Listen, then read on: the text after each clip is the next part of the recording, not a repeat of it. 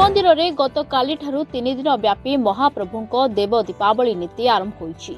एही 3 दिन महाप्रभु पितृपुरुषों उद्देश्य दीपदान करथिबा सहित श्राद्ध नीति अनुष्ठित होईछि।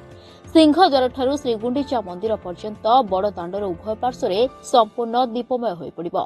तेबे आज द्वितीय दिन अमावास्या तिथि दशरथ और कौशल्या उद्देश्य दीपदान और श्राद्ध देवा सह तृतीय दिन अर्थात प्रतिपदा तिथि महाप्रभु देवकी वासुदेव नंद जशोदा महाराजा इंद्रद्युम्न और गुंडीचा राणी दीपदान करने सह श्राद्ध तर्पण देवार परंपरा रही।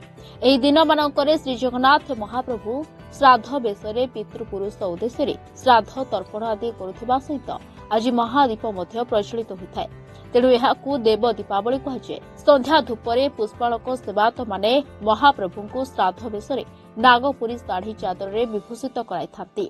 एही बेस श्री विग्रह माने धड़ा वस्त्र परिधान करिथांती। श्री जगन्नाथ महाप्रभु 16 हाथ, श्री बलभद्र 14 हाथ और देवी सुभद्रा 12 हाथ लंब विशिष्ट सूता साढ़ी बा नागपुरी साढ़ी परिधान करिथांती। श्राद्ध बेसरे ठाकुर माने तड़गी नळीभुज चंद्रसूर्य कुंडली आड़कानी हरिणामाली कमरपट्टी प्रभृति स्वर्ण अलंकार विभूषित होई भक्तों को दर्शन देवे। ए नीति गर्भगृह चाउल गछ पका जाई श्री विग्रह मानक निकट यथा जगन्नाथ निकट 10टी, बलभद्र निकट 9टी और सुभद्रा निकट 9टी दीप प्रज्वलन कर पूजा पंडा द्वारा स्वतंत्र पूजार्चना कर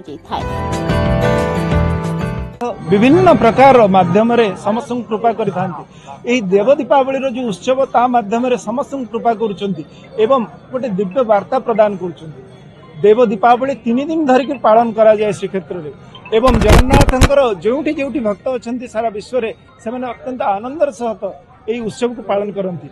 भगवान 3 दिन धरिक प्रथम दिन निजर सत्यजुगर माता पिता उद्देश्य श्राद्ध प्रदान करती, द्वितीय दिन तृतीय जुगर माता पिता उद्देश्य श्राद्ध प्रदान करती एवं तृतीय दिन विशेष भाव में द्वापर माता पिता एवं कलिजुगर जहाँ को मानस माता पिता रूप में स्वीकार करछंती राजा इंद्रद्युम्न जे कि भगवान को यही समय जो प्रकार आम दृश्यमान होचंती जो प्रकार दर्शन करछंती आणिबारे जी प्रमुख भूमिका ग्रहण करथिले से राजा इंद्रद्युम्न एवं रानी गुंडीचा तांकु निजर मानस माता पिता रूपे ग्रहण करी तांको उद्देश्य श्राद्ध प्रदान करती। आम मानकर समस्तंकर यही उत्सव में सम्मिलित होबार आवश्यकता अच्छी एवं उत्सव में सम्मिलित होकर जगन्नाथ कृपा लाभ हो एति आम समस्तंकर कामना। जय जगन्नाथ। मानवीय लीलार एक ज्वलंत उदाहरण महाप्रभु जगन्नाथ। आम जमी आम पितृपुरुष को श्राद्ध दऊ से भाव महाप्रभु ये 3 दिन व्यापी मार्गशीर मास कृष्णपक्ष चतुर्दशी अमावास्या एवं प्रतिपदा तिथि तांकर 4 जुगर पितृपुरुष को श्राद्ध देइथांती एवं पितृतर्पण सहित दीपदान करिथांती।